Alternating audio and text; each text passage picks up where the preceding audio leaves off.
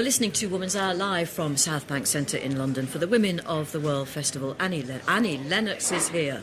Can we have some audience response, please? Let's get thank you.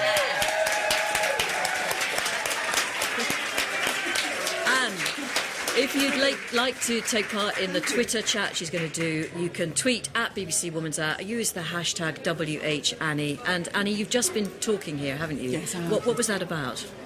Well, so many things, isn't it? But I was sharing the journey of how I've come to evolve from being a musician, performer, and I'm still that person.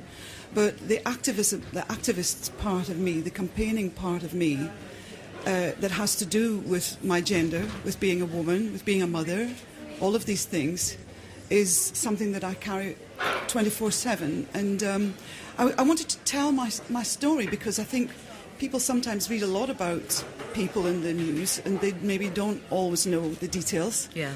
So I spoke about how I've come to be here and why I'm at the WOW Festival, really. Now, I mean, some people, I'm really thinking about those people outside London who would never dream of coming to an event like this, and there are plenty of them, and plenty of them are women. They might actually think this is a kind of, it's all about mung bean casserole and knit your own uterus and this sort of thing.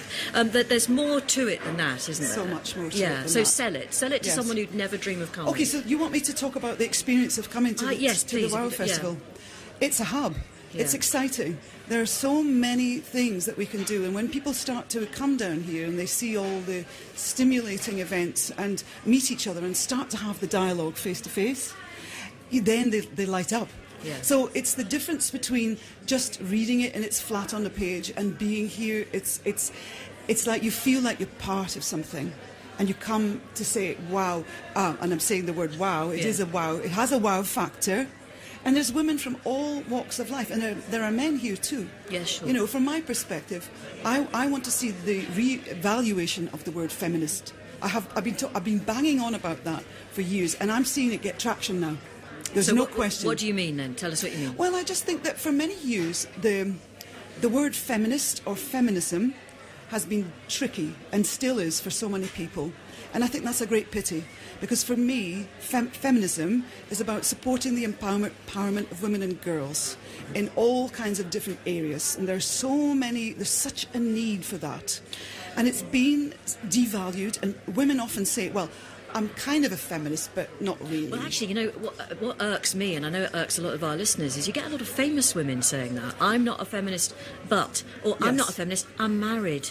I mean, people actually say that. Yes, that's right. They absolutely do. So that's the challenge.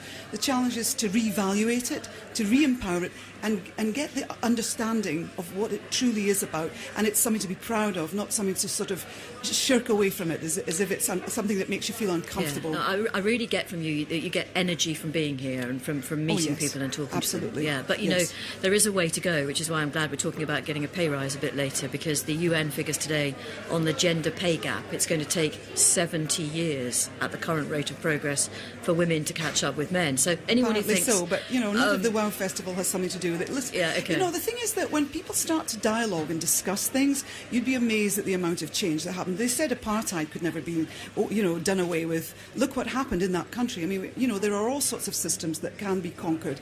And I believe that for women and girls all around the world, there is an absolute desperate need for empowerment. And it's not about the clothes that we wear or whether we twerk or any of these issues. That is just a complete distraction. It's about human rights. Okay. Does it make you more passionate because you happen to have daughters? I'm sure that plays into it too. Yes, of course, being a mother makes me realise the value of parenting and how important it is as a parent to teach your children good values and to bring them up in a loving way.